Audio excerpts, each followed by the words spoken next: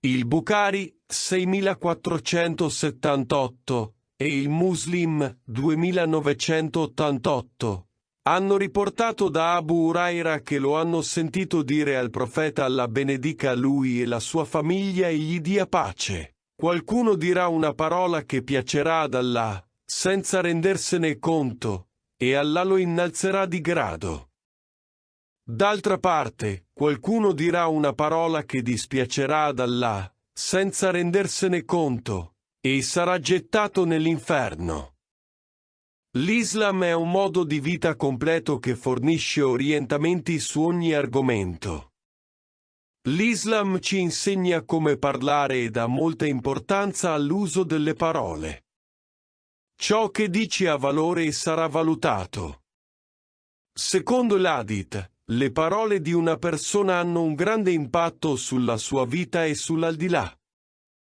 Parole volgari e offensive influiscono negativamente sulla persona e sulla società, e ciò può comportare una punizione nell'aldilà. Spesso le persone usano insulti senza pensarci troppo, considerandoli normali. Dovremmo capire che ciò non ha alcun beneficio ed è invece un peccato. Scrivendo parole. Le buone parole portano bene e le parole cattive portano peccato.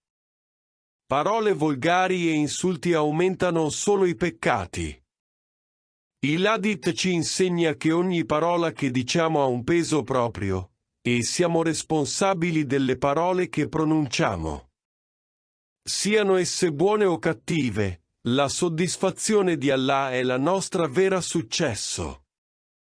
Pertanto, dovremmo prestare molta attenzione alle parole che diciamo. Dovremmo riflettere prima di parlare. La soddisfazione di Allah è la nostra vera vittoria.